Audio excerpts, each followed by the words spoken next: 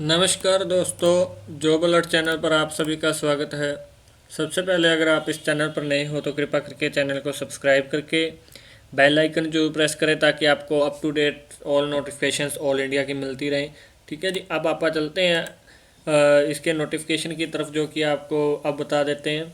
जो कि AIIMS यानी कि all India Institute of Medical science का जो कि एलिजिबिलिटी निकली हुई है बहुत, जैसे कि हरियाणा सेट CET के कॉमन एलिजिबिलिटी टेस्ट की फॉर्म निकले थे, इसी तरह इसके भी कॉमन के फॉर्म निकले हुए हैं जो कि BSc नर्सिंग के लिए एज रजिस्टर्ड होंगे। सारी डिटेल आपको बताई जाएगी इसमें। ठीक है जी, आप इस वीडियो को एंड तक ज़रूर देखिएगा, आपको इसके नेम से ही क्लियर हो गया होगा भी किस चीज़ की पोस्ट है, किस चीज़ के बारे में है। ठीक है जी, अब आप बात कर लेते हैं, जो कि स्टार्टिंग से बात करते हैं, जो कि डेट क्लियर एग्ज़ाम सेंटर सब कुछ इसके बारे में बताएंगे। All India Institute of Medical Science AIIMS में nursing officer common eligibility test NORCET की जो कि रिक्रूटमेंट निकली हुई है, nursing officer common eligibility test NORCET कहते हैं। जैसे कि पहले हरियाणा CET का निकला था वन टाइम एलिजिबिलिटी टेस्ट का, इसी तरह नर्सिंग में भी निकला हुआ है nursing officer common eligibility test, जिसकी एडवर्टाइज नंबर है 149/2021। ठीक है जी, अब इसकी डिटेल में आप बात कर लेते हैं। जो कि इसकी स्टार्टिंग डेट 16 अक्टूबर को हुई थी और इसकी लास्ट डेट 30 अक्टूबर है। 30 अक्टूबर इसकी लास्ट डेट है।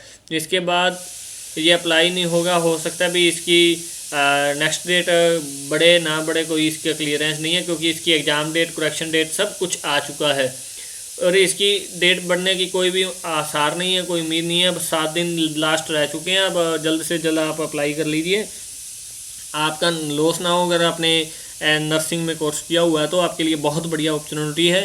और 30 अक्टूबर को शाम के 10 बजे तक का टाइम है जी अप्लाई करने का। लास्ट डेट टाइम 30 अक्टूबर शाम के 5 बजे का है। ठीक है जी, पहले भी आपको इन्फॉर्मेशन दे दी गई है और मैं यही बताऊंगा भी 16 अक्टूबर इसकी स्टार्टिंग डेट थी और लास्ट डेट 30 अक्टूबर है। फीस की लास्ट डेट भी 30 अक्टूबर ही है। और बात कर लेते हैं 31 अक्टूबर को, आप 31 अक्टूबर से लेके 1 नवंबर, 31 अक्टूबर से लेके 1 नवंबर के बीच में अगर कोई आपकी डिटेल गलत हो गई है तो आपको उसको करेक्शन मॉड्यूल में कर सकते हैं।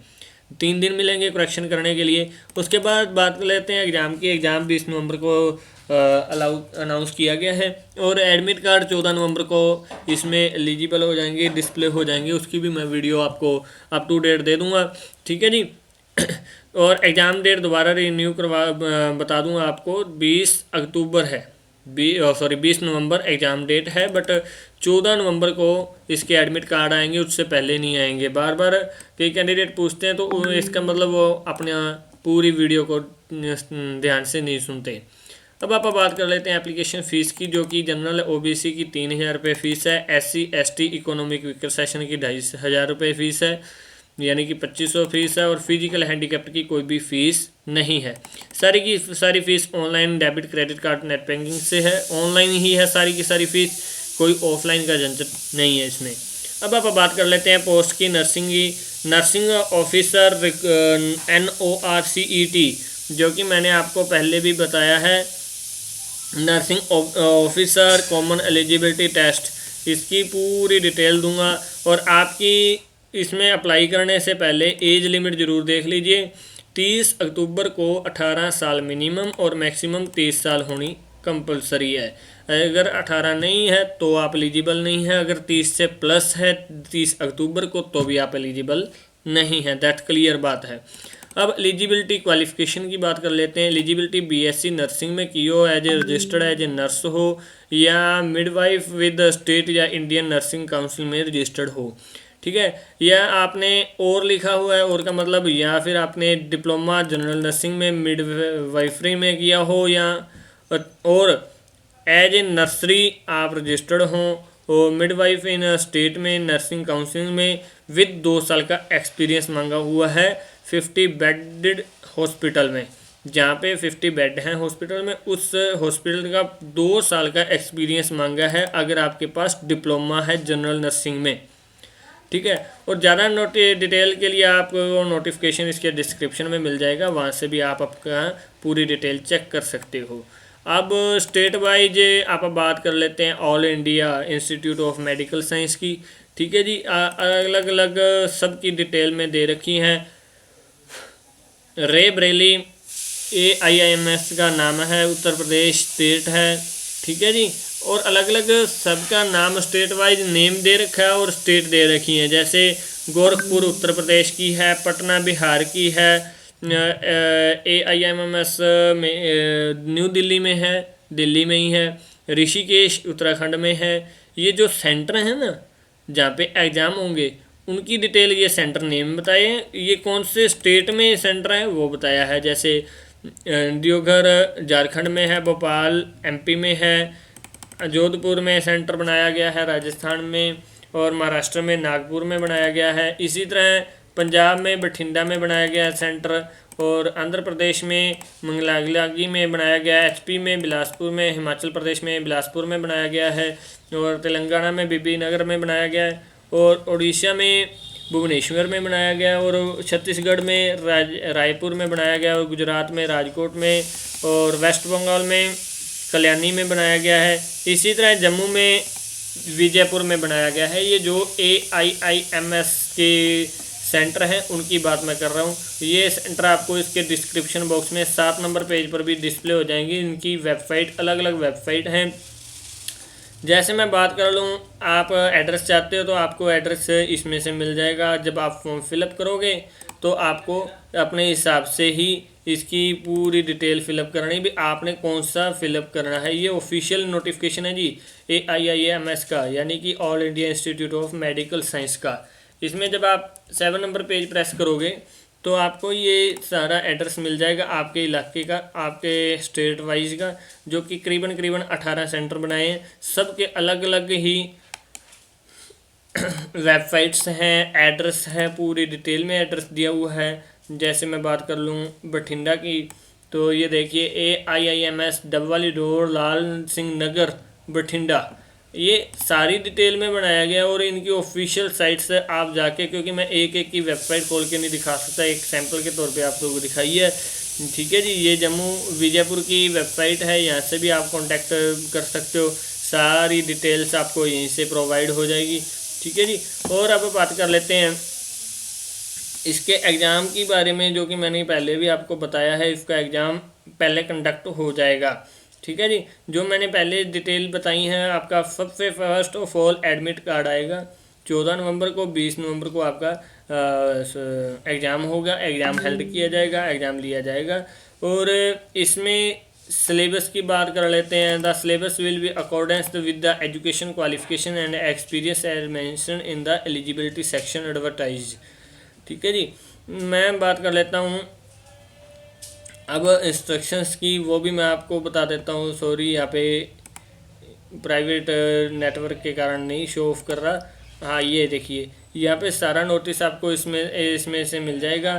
ठीक है, आप इस साइट से, आपको डिस्क्रिप्शन बॉक्स में साइट भी मैंने सबमिट करवा दी, जो मैंने पहले भी डिटेल्स आपको बताई हैं। BSc का सर्टिफिकेट होना चाहिए, आपका रजिस्टर्ड होना चाहिए, सारी चीज़ें इसी में बताई गई हैं।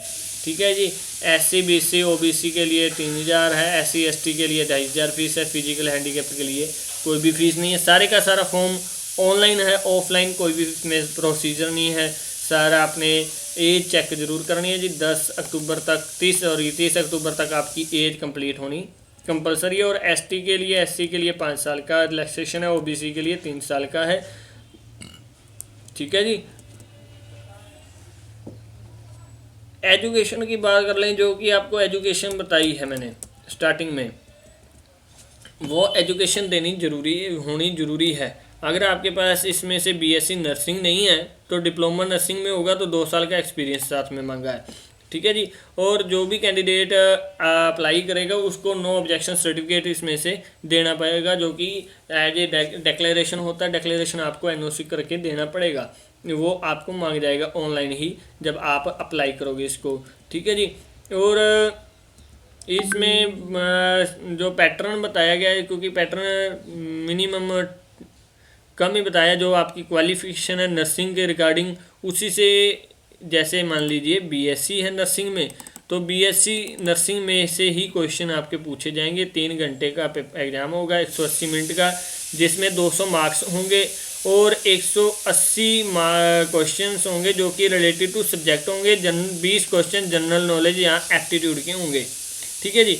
1/3 नेगेटिव मार्किंग होगी, 1/3 mark for each wrong answer. Negative marking भी इसमें होगी क्योंकि आपको इसमें common nursing common eligibility test है, इसलिए इसमें नेगेटिव मार्किंग ऑब्वियसली रहेगी। ठीक है जी। और क्वालिफाई मार्क्स की नेचर की बात कर लेते हैं, तो जनरल के लिए 50% मार्क्स चाहिए। 50% यानी कि 100 मार्क्स आने ही चाहिए अगर आप जनरल में हैं तो। सोच सकते हैं आप तो आपका एग्ज़ाम कितना टफ होगा अगर 50% इन्होंने रिक्रूटमेंट की डिमांड की है, क्वालिफाइंग नेचर की बात की है।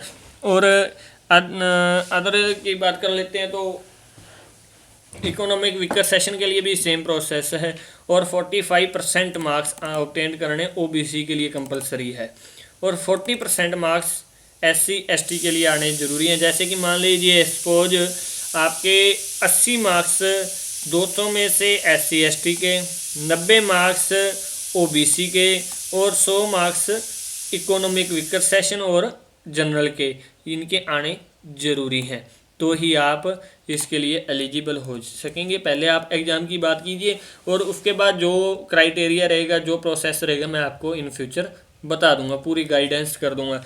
और सबसे बड़ी बात, रॉन्ग आंसर की नेगेटिव मार्किंग होगी ही होगी।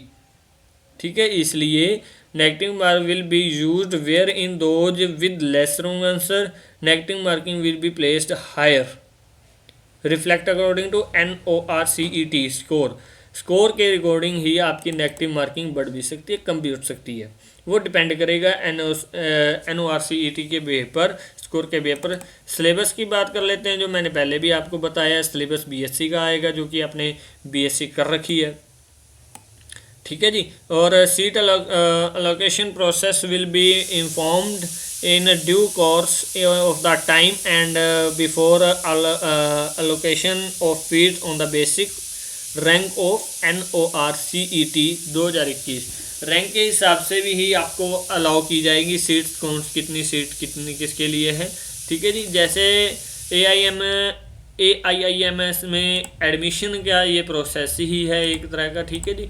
और इसमें पूरी डिटेल्स ही आपको बताई जाएगी, यही प्रोसेस इसमें बताया गया है, सेम है भी। आपने सारे डॉक्यूमेंट अपलोड करने हैं, ऑनलाइन पेमेंट करनी है और सारी चीज़ अपने डिक्लेरेशन भी इसमें सबमिट करना है। हाँ, मेन बात कर लेते हैं बेसिक डिटेल्स की, names, contact name, mail ID, ये कहीं से भी आप फिलअप करवाएं तो कृपया करके अपना ही मेल आईडी, अपनी ही डिटेल दें, अपना ही कॉन्टैक्ट नंबर दें, क्योंकि कई नेट कैफ़े वाले अपनी ही भर देते हैं। इसलिए मैं यही रिकमेंड करूँगा, अपनी खुद की पर्सनल आईडी, मेल आईडी ज़रूर दें, जो कि आपको इन्फॉर्मेशन अप टू डेट आपकी मेल आईडी पर प्रोसेस हो सके, आपको मिल सके। मैनुअल चाहिए तो इस साइट पर आप जाके www.AIMMS.exams.ac.in पर, क्योंकि मेरा पब्लिक नेट है, नेट पर ओपन नहीं हो रहा, प्राइवेसी मांग रहा है इसलिए।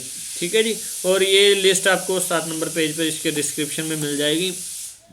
और कोई कैंडिडेट कहता है सर मैंने अप्लाई करना है तो मेरे को पूरा आप बताएं, तो मेरे को ये बता दीजिए एक आधे दिन में, क्योंकि 30 तारीख इसकी लास्ट है, तो मैं इसका एक डेमो भी तैयार कर दूँगा। हाँ, कोई कैंडिडेट फॉर्म फिलअप करवाना चाहता है, बीएससी कर रखी है नर्सिंग में और मिडवाइफ विद स्टेट या इंडियन नर्सिंग काउंसिल में रजिस्टर्ड है, तो मेरे एज ए नर्स रजिस्टर्ड है, तो मेरे से कांटेक्ट करके मेरे को डॉक्यूमेंट व्हाट्सएप कर भेज सकता है। हाँ, उसके सारे के सारे डॉक्यूमेंट कॉन्फिडेंशियली रहेंगे, किसी के साथ की कोई भी इंफॉर्मेशन शेयर नहीं की जाएगी।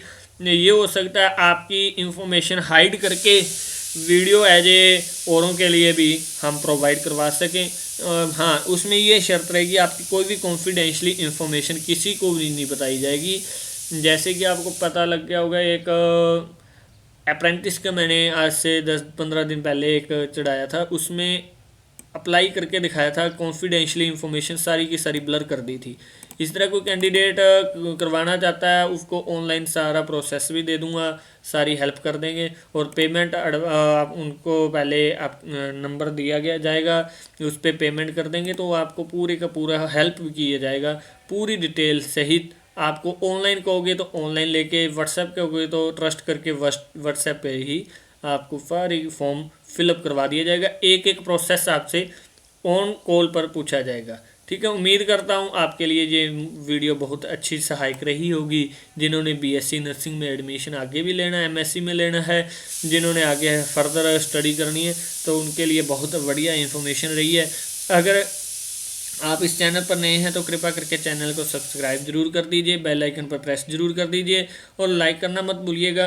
और सबसे बड़ी बात, अगर आप इस चैनल पर पहले से जुड़े हुए हो तो आपका बहुत बहुत धन्यवाद। और ये वीडियो को ज़्यादा से ज़्यादा अपने WhatsApp, share chat, LinkedIn, Facebook, Twitter, Instagram, Snapchat, Telegram, सभी ग्रुप्स में, सभी पेजेस पर, सभी पर स्टेटस पर आप इस वीडियो को ज़्यादा से ज़्यादा शेयर करें, क्योंकि दिन रह गए हैं पीछे 7 दिन। जो कैंडिडेट ने, जिन जिन कैंडिडेट्स ने, आपके रिलेटिव्स में भी कोई हो तो उनको भी शेयर कर दीजिए।